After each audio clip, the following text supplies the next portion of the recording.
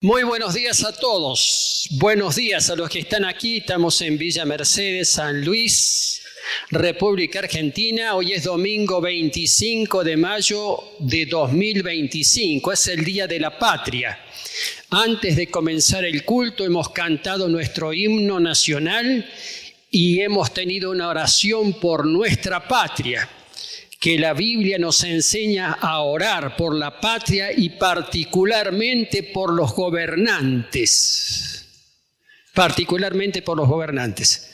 Hay que aprender a orar por los gobernantes, No es una oración cualquiera, porque son gente importante, son los que tienen el gobierno. Así que hoy es el Día de la Patria aquí en la Argentina. Estamos contentos, estamos casi todos con una escarapela. Así que damos gracias a Dios por nuestra patria. Y yo tengo un agradecimiento particular porque hace un mes que no pisaba la iglesia, que no pisaba la congregación, que no venía a los cultos, un mes. ¿Por qué? Porque he tenido una operación programada que se hizo el 23 de abril. El día 23 de abril me hicieron una doble operación de próstata y vejiga y hace un mes que yo no estaba viniendo a la iglesia. Esta era una operación programada, un médico que me atiende de hace tiempo y mira, te tenés que operar. Y bueno, digo, no es lindo cuando te dicen que te tenés que operar, ¿viste? Entonces yo fui y consulté con otro profesional y llevé los estudios que me había hecho, con otro profesional en San Luis, porque uno tiene que ser, en ese sentido, nosotros somos los que tenemos que administrar nuestra salud, no el médico. Ya lo hemos dicho tantas veces, ¿está bien? Porque confiamos en que Dios nos va a dar la salud. El médico es un instrumento. El médico es un instrumento. Así que fui y consulté con otro médico. El otro médico me dijo exactamente lo mismo. Vio el estudio, me dijo, inclusive me hizo el mismo dibujito. Se ve que son los dos profesionales de la misma especialidad, ¿viste? Exactamente lo mismo. Me dijo, vaya y opérese con su médico. Bueno, eso hice. El 23 de abril me operó, este hombre, operación, te hacen una anestesia peridural, quiere decir que estás despierto y no sentís las piernas ni las podés mover hasta 3 horas después. Así que no sentís nada de la operación, bueno, muy bien. Pero estuve 8 días internado porque el posoperatorio de esto es complicado. 8 días de internación, drenajes, lavajes, análisis, curaciones, transfusión de sangre porque se pierde mucha sangre, en fin, hay 8 días. Yo nunca había estado tanto tiempo en internado. Una vez me operaron, hace unos cuantos años atrás, me operaron de apéndice, pero tuve 2 días y me fui a mi casa. Después una vez tuve un accidente que me quemé la cara, en fin, tuve también 1 día, 2 días y me fui a mi casa. Esta vez 8 días. Bueno, finalmente el médico me dio el alta. Hoy te vas a tu casa. Al día siguiente era 1 de mayo. Así que me fui a mi casa, pero con una sonda, porque tenía que tener una sonda, ¿viste?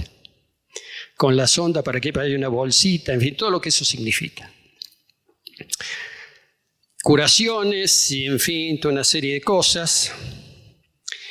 Y en determinado momento vuelvo al médico y me saca la sonda.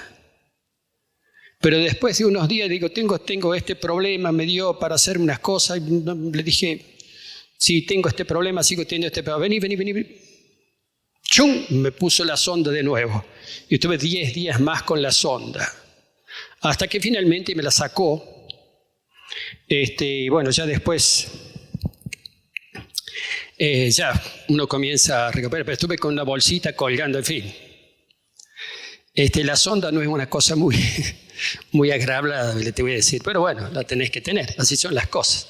La cuestión es un proceso largo hasta que finalmente el médico me quita la sonda, en fin, tengo que ir a hacerme un control la semana que viene, pero ya estoy andando. Pero algunas cosas uno aprende. ¿Cómo dice el apóstol Pablo en ese versículo que se le ocurrió escribir y que está en la Biblia y se le ocurrió escribir porque el Espíritu Santo se lo dictó? A los que aman a Dios todas las cosas les ayudan a bien. Esto es, a los que conforme a su propósito son llamados.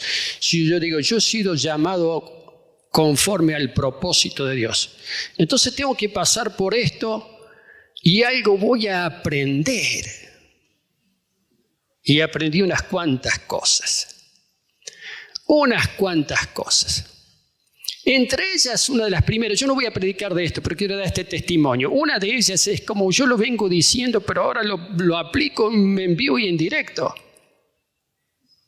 Dios, nuestro Dios, es Dios Rafa, Dios que sana, el Dios sanador. Él sana. Él sana. Te ayuda el médico, te ayuda te ayuda una operación, sí te ayuda. Pero el que da la sanidad es Él. Otra cosa que aprendí es saber lo que significa la bendición de la familia. Qué trabajo que le he dado a mi familia. Qué trabajito. A mi esposa Adela, que está aquí, a mis hijos, a Romina, que era la enfermera, digamos, que tenía. Pues Romina se vino a dormir, estuvo como una semana durmiendo con nosotros y haciéndome las curaciones, porque, en fin, una serie de procesos, qué sé yo, que te mojás. Mientras estás internado te cambian la sábana porque te mojás, en fin, esa es característica de la operación, ¿entendés? Y, en fin, te cambia la sábana. Y después en mi casa igual. Así que las tenía en jaque. Adela, Romina. Nunca estuve solo. Durante los 8 días, 8 por 24, cuenten ustedes las horas, nunca estuve solo.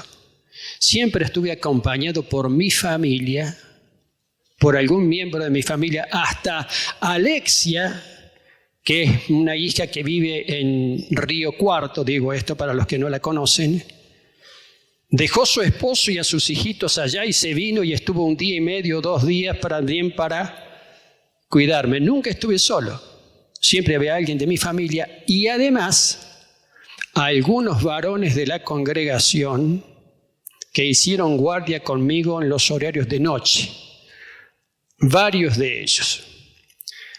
Así que lo que puedo decir es valorar lo que significa la familia, mi querido, que es la que va a estar con vos y está con vos, y la congregación. Tantas veces he dicho esto, lo que es la bendición de una congregación. No solamente por los hermanos que estaban orando, que sé que muchos de ustedes estuvieron orando.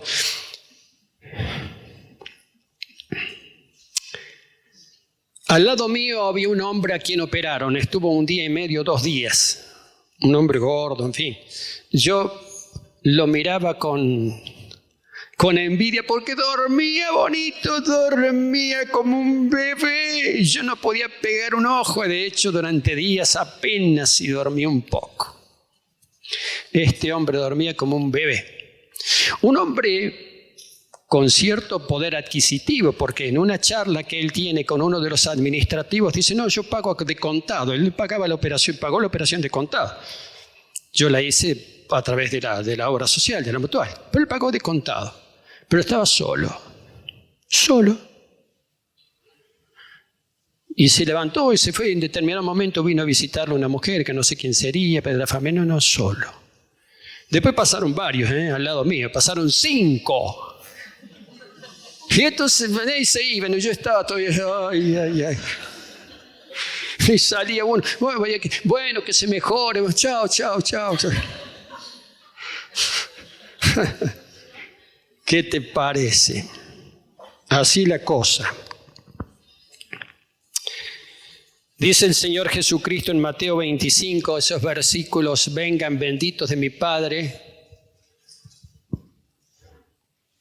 a la morada que tengo preparada para ustedes, porque tuve hambre, me disteis de comer, tuve sed y me disteis de beber, Mateo capítulo 25, versículo 30, que en determinado momento dice, estuve enfermo y me visitasteis.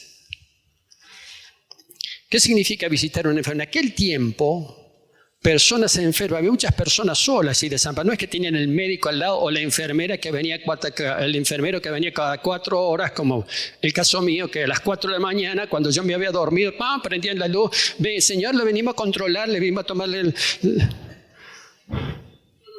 Una chica de la congregación que venía y me pinchaba el brazo y me sacaba sangre. Gracias a Dios por Julieta, bonita, ella estaba de guardia y le tocó varias veces, como 2 o 3 veces por lo menos, sacarme sangre para los análisis que indicaban los médicos, ¿viste? Enfermo y me visitasteis. Algún día quería hablar acerca de las visitas a los enfermos, pero no lo voy a hacer ahora. Pero una cosa interesante es, nosotros con Adela restringimos la comunicación, ¿entendés? Porque por lo menos a mí, o en este tipo de operación, y a veces le pasa a las mujeres que tienen una cesárea, estás incómodo, no te puedes acomodar, estás acá, que te duele, que te tira, que te cae, que se va,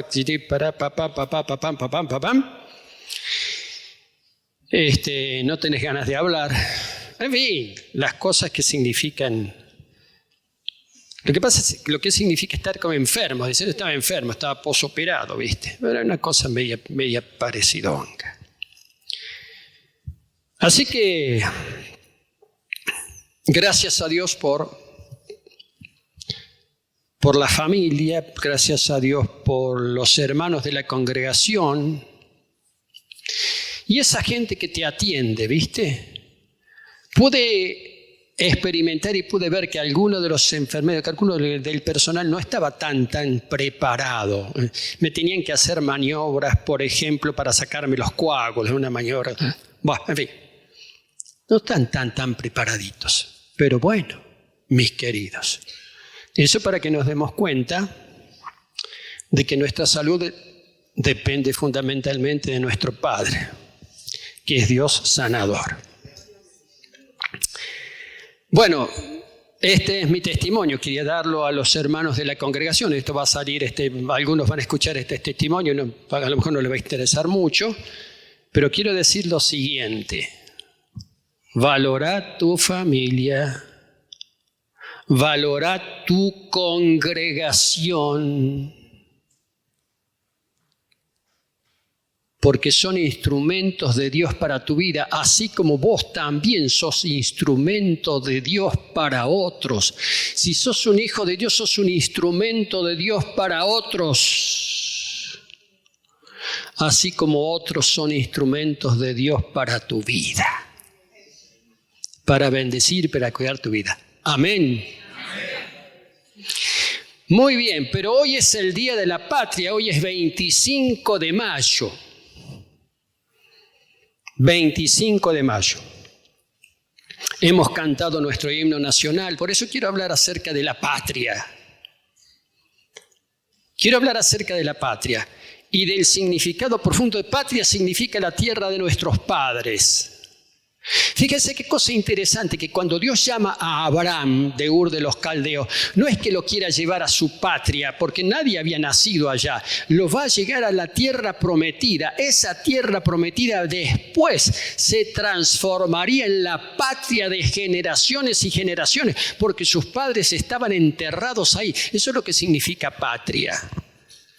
El lugar de los padres. La tierra de nuestros mayores, la tierra donde crecieron nuestros hijos, donde crecen nuestros nietos, la tierra donde nos educamos, y nos educamos en muchas cosas, y entre ellas nos educamos en el amor a la patria. Yo no estuve se hizo anteayer se hizo la fiesta del jardín del 25 de mayo, lleno el salón, vi las fotos, ¿viste? Todavía, ¿dónde estás, Saavedra? ¿Estás por ahí, Saavedra? Acá está. Todavía tenés unas cuantas fotos, ¿verdad? ¿No estuviste vos? Ah, creí que te habías estado. Bueno, pero debe haber más fotos. Los chicos festejando el 25 de mayo. Lleno el salón, como cada vez que hacemos una fiesta del jardín. Lleno, auto por todos lados, en fin, por la calle, Y los chicos celebrando el 25 de mayo. Las maestras enseñándoles lo que significa la patria. Disfrazados de gaucho. Mi nieto tuvo que hacer de gaucho ahí, qué sé yo, con una boina, con el mate, qué sé yo, allá en Río Cuarto, porque también en el jardín de ellos celebran la patria y festejan lo que significa la patria. Aquellos próceres que debatían y discutían en 1810 y nadie sabía muy bien qué hacer. ¿O ustedes se creen que lo tenían todo calculado, todo? ¡No! Es muy interesante ver las discusiones que tenían en un bando. Unos querían hacer esto, otros. Y forman el primer gobierno patrio. Pero esa gente, esos patriotas que nosotros recordamos, no podían vislumbrar el alcance de esas decisiones que estaban tomando. Poquitos eran. Han pasado 215 años, fíjense lo que es hoy la República Argentina. ¿Se da cuenta que a veces es así? Un pequeño grupo que no saben muy bien que están así, un pequeño grupo, como esa pequeña manada, como dice el Señor Jesucristo, esos tipos que sabían solamente remendar redes y capturar peces y no tenían idea. Cuando el Señor los llama del alcance, de la trascendencia, nosotros los recordamos no porque fueron pescadores. Recordamos que fueron pescadores para ser siervos de Dios, para ser apóstoles. Pero ellos no lo sabían. Ellos no sabían lo que era un apóstol. Estos hombres de la Revolución de Mayo, mis queridos, no sabían la trascendencia. Sí, y cuando el rey se reponga vamos a volver porque todavía fue el primer gobierno patrio, porque todavía no se hablaba de independencia. 6 años después se declaró la independencia en medio de un proceso. Los procesos son los que enriquecen y de ahí se formaron nuestros grandes padres de la patria, esos grandes patriotas, muchos de los cuales dieron su vida, tantos hombres y mujeres.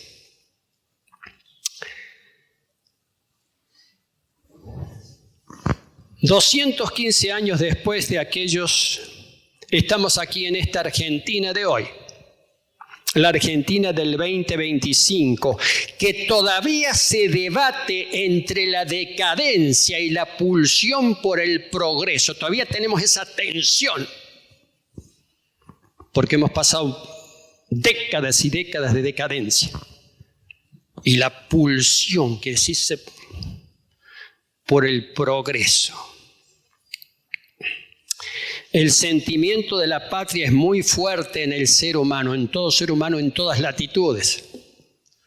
Es muy fuerte la patria, el lugar, este es el lugar, este es mi lugar, este es el lugar de mis padres, el lugar de mis ancestros, acá donde se crían mis hijos, acá donde estoy, acá donde vivo, acá donde trabajo, acá donde proyecto mi vida. La patria.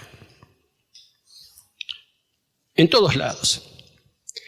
En la Biblia tenemos un tremendo ejemplo de lo que era el sentimiento de la patria. Sin nombrar la palabra patria, porque después la palabra patria viene de patris, es una palabra que viene del latín. No la encontramos en el Antiguo Testamento y la encontramos un poquito en el Nuevo Testamento. Pero la idea es notable. Fíjense que cuando los hebreos fueron llevados cautivos a Babilonia, hay un salmo, tremendo salmo, que es el Salmo 137. Si usted abre su Biblia y ve el Salmo 137, tiene un título, que ese es un título agregado después. El título no corresponde al texto bíblico, sino que es una cosa que se ha agregado después. Con la Biblia impresa. Dice, lamento de los cautivos en Babilonia. Voy a leer el Salmo, que es cortito. Junto a los ríos de Babilonia, allí nos sentábamos y aún llorábamos, los cautivos allá en Babilonia, acordándonos de Sión. Sión era su patria, así le llamaban a su patria. Sobre los sauces en medio de ella colgamos nuestras arpas. Y los que nos habían llevado cautivos nos pedían que cantásemos. La gente del lugar, sí, los babilonios, che, canten, no saben cantar, ustedes canten algo, canten alguna canción. Cantadnos algunas de los cánticos de Sión, canten algunas canciones de su tierra. Y miren cómo responden los judíos. ¿Cómo cantaremos cántico de Jehová? Porque las canciones de la tierra eran cánticos a Jehová, cánticos a Dios. ¿Cómo cantaremos cántico de Jehová en tierra de extraños? Si me olvidare de ti, oh Jerusalén, pierda mi diestra su destreza, mi lengua se pegue a mi paladar, si de ti no me acordare. Si no enalteciere a Jerusalén como preferente asunto de mi alegría. Es el sentimiento de la patria. ¿Qué vamos a cantar? Nosotros anhelamos la patria, nosotros queremos volver, queremos nuestra tierra, queremos nuestras cosas, queremos poder adorar libremente a nuestro Dios. Ese es el cántico de los hijos de Dios. Pero la Biblia también revela que los redimidos por Cristo tenemos dos patrias a las cuales tenemos que honrar. Una es esta terrenal que tenemos aquí. ¿Y qué significa honrar a la patria? Bueno, cumplir con las cosas, con honestidad, con verdad, eso es. Yo a veces cuando he estado en tantos actos de nuestros chicos, del jardín, de la escuela, de tantos y tantos, y veo los chicos cuando juran a la bandera, no juran, hacen la promesa a la bandera y prometen, santo Dios, digo yo, que esa promesa se mantenga. Que no sea que cuando estos chicos ya grandes se desvíen de eso y hagan cualquier cosa y no tengan valoración por su patria. Lo he dicho muchas veces. ¿En qué valoramos nuestra patria? Para criticar así, porque esto, La patria es mucho más que los políticos que nos gobiernan. Mucho más. ¿Qué tienen que ver los gobernantes con estos chicos cantando el himno nacional y representando a San Martín y a Venglano y las chiquitas y qué sé yo, y bailando el candombe como lo bailaron los negros en 1910, cuando el centenario de la Revolución de Mayo en Buenos Aires, un gran festejo, y había muchos morenos en Montserrat, en San Telmo. Y esos morenos bailaban el candombe. Ya no quedan. Pero así festejaban. ¿Festejaban qué? Festejaban la patria. Pero los redimidos por Cristo tenemos otra patria. Esa no se contamina. No hay en esa patria políticos que la deshonren o la degraden. Dice el apóstol Pablo en la carta a los Filipenses: mas nuestra ciudadanía está en los cielos, de donde también esperamos al Salvador, al Señor Jesucristo. Nuestra verdadera ciudadanía. Pablo era hebreo, era judío, había sido fariseo, pero además era ciudadano romano, tenía la ciudadanía de Roma. ¿Por qué? Porque el nacimiento, él había nacido en Tarso, en una provincia romana en el Asia Menor, y él hace valer esa ciudadanía. Él era ciudadano romano, tenía ciertos privilegios como ciudadano romano que otros no tenían. Pero les dice a los filipenses, nuestra verdadera ciudadanía, o tenemos una ciudadanía más trascendente. Nuestra ciudadanía está en los cielos, de donde también esperamos al Salvador, al Señor Jesucristo, el cual transformará el cuerpo de la humillación nuestra para que sea semejante al cuerpo de la gloria suya, por el poder con el cual puede sujetar a sí mismo todas las cosas. Extraordinario. ¿Y qué significa esa ciudadanía en los cielos, en el reino de los cielos? Significa la comunión con Cristo, que aún Cristo va a hacer participar de su cuerpo glorificado en nosotros.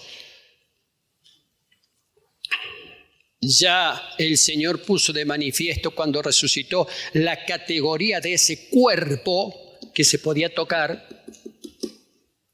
que comía, pero glorificado.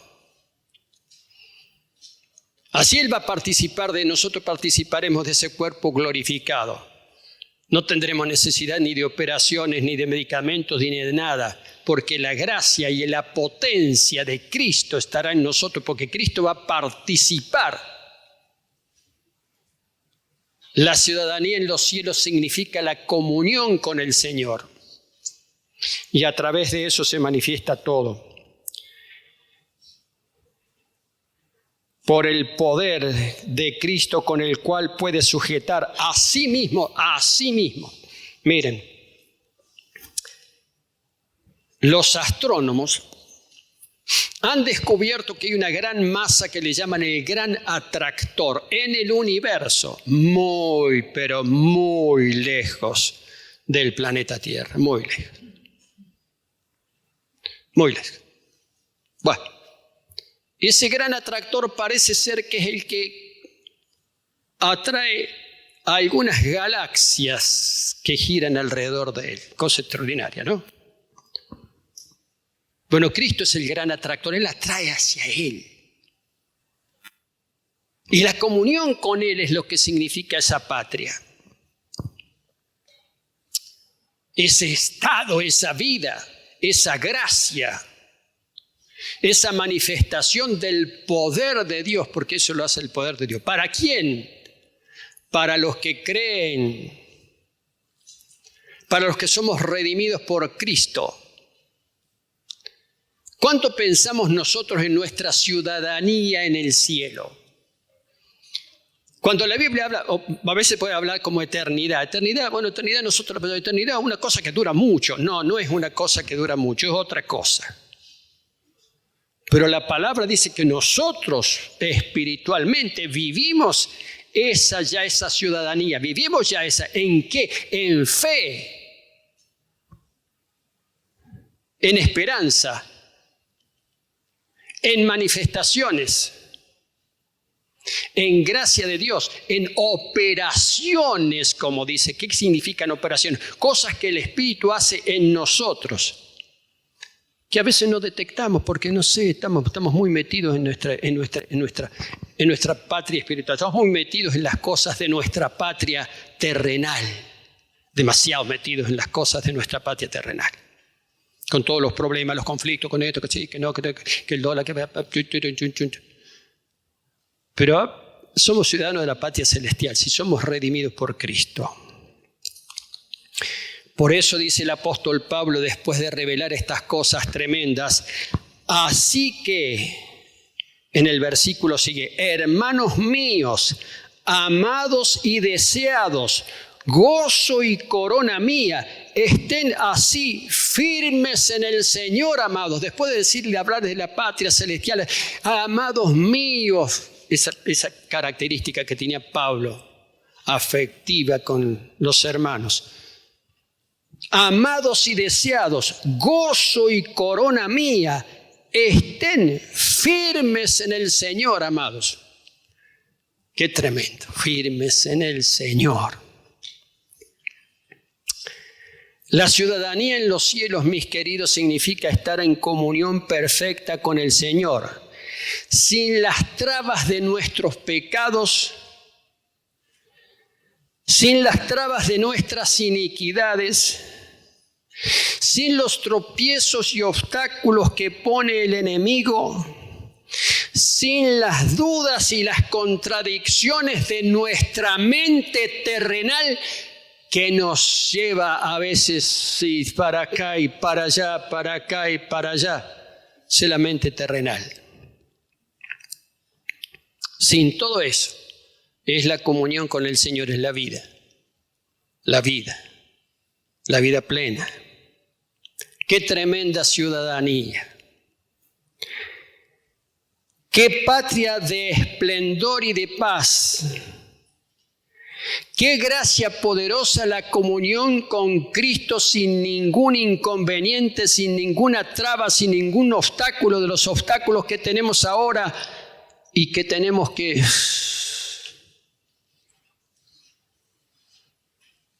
quitar y disipar.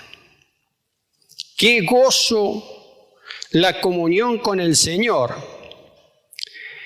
Qué gozo la comunidad entre los hermanos sin estas cuestiones de la carne, del pecado, de la iniquidad. Qué gozo vislumbrar esto. Conocí a un hombre al cual traté durante varios años, ya grande, que leía la Biblia con muchos problemas. En su vista tenía que leer la Biblia con una lupa. Y podía leerla en los textos originales, podía leerla en hebreo y podía leerla en griego. Y ya anciano que dice, no, yo estoy más allá que acá. Decía, yo estoy más allá que acá. No, ya estoy ya. Ella vislumbraba, tenía la paz, la patria celestial, la gracia y eso. Está muy interesante el celular. Está muy interesante el celular. Pero te digo que esto es más interesante. Te voy a decir una cosa. Termino con esto. Yo ya lo he dicho. Este año, mis queridos, yo cumplo 60 años de congregarme. 60 años de congregarme en esta congregación. Ni siquiera en una iglesia esta congregación. 60 años.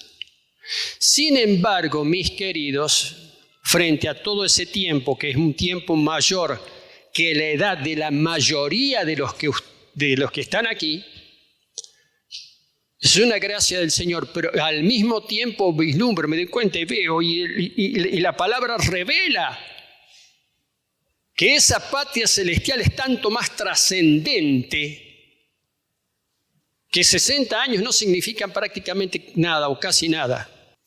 Entonces Dios se manifiesta, mis queridos, y quiere manifestarse. Escuchamos el testimonio de lo que fue la administración de Andreita a los niños y lo que significó la administración a los niños, lo que significaron esos chicos, lo que sintieron esos chicos. Cuando la gracia del Señor nos toca, es que es el tiempo, un tiempo donde Dios se va a estar manifestando. El que se quedó, se queda. No hay lugar para quedarse. Estaba viendo algunos hermanos que están acá, hay 4 que están acá, 4 o 5 que están acá. Y que tuvieron la experiencia de ir a Buenos Aires, a un entrenamiento en evangelismo. Vuelven ahora el 31, van a estar allá. Oremos por ellos. Miren, chicos, vayan preparados para grandes cosas, porque va a haber un gran mover evangelístico allá en Buenos Aires, en la localidad de Berazategui. Todos dirigidos por un evangelista que se llama Juan Lucas Rosselli, tremendo hombre de Dios, muy joven. Y han vivido cosas que no esperaban vivir. Ustedes, prepárense para lo que no esperan.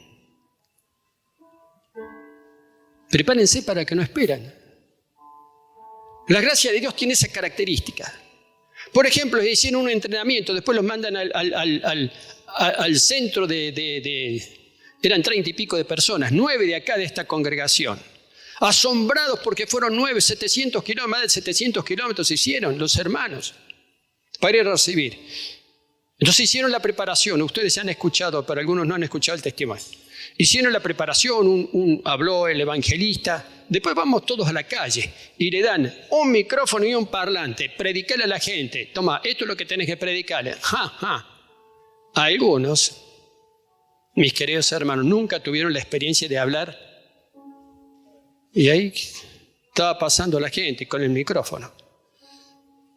Me contaron que a algunos se emocionó, me contaron que a otros se les cortó el micrófono, todos temblaban, una experiencia absolutamente nueva. Así es Porque en Cristo las experiencias son nuevas, son renovadas. Qué extraordinario, ¿eh?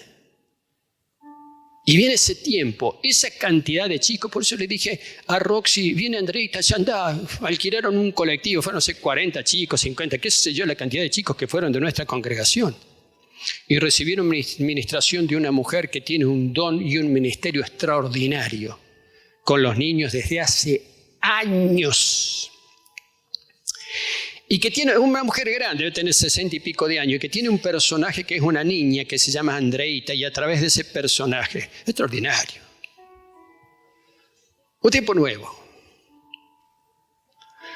No hay lugar para aburrirse en la iglesia. Hay lugar para trabajar. Hay lugar para aprovechar el tiempo, hay lugar para ver, hay lugar para recibir, decir, a ver, No significa amagar. No significa, sí, yo voy a ver si amago y me quedo. Los amagos son buenos, ¿saben para qué? Para el fútbol, son buenos para el básquet, son buenos. Para la vida no. Para la vida son buenas las decisiones. Para la vida son buenas las decisiones. Bueno, en este tiempo de vacaciones que tuve, vacaciones forzosas que tuve, me di cuenta de que, mi querido, la gracia del Señor se está poniendo de manifiesto en cosas nuevas. No miremos para atrás. No miremos para atrás, porque el diablo nos va a confundir con eso. Pongamos los ojos en el Señor, pongamos los ojos en nuestra patria espiritual. A ver, decir, Señor, a ver, ¿cómo es eso? Contame. ¿Cómo es la historia? ¿Cómo es esa cuestión? A ver, para que yo pueda ver acá y pueda vivir acá lo que tengo preparado allá. Ya está listo, ya está preparado, ya está definido, ya está determinado, ya está hecho. Yo necesito enterarme, necesito ver, necesito experimentar. Ese es el tiempo. Ese es el tiempo de Dios. Ese es el kairos de Dios en el cual Él quiere que nosotros nos metamos. No mires para atrás. No mires al costado. Puesto los ojos en Jesús, dice el autor y sustentador de la fe, dice el apóstol Pablo. Amén, que así sea. Dale un aplauso al Señor. Amén.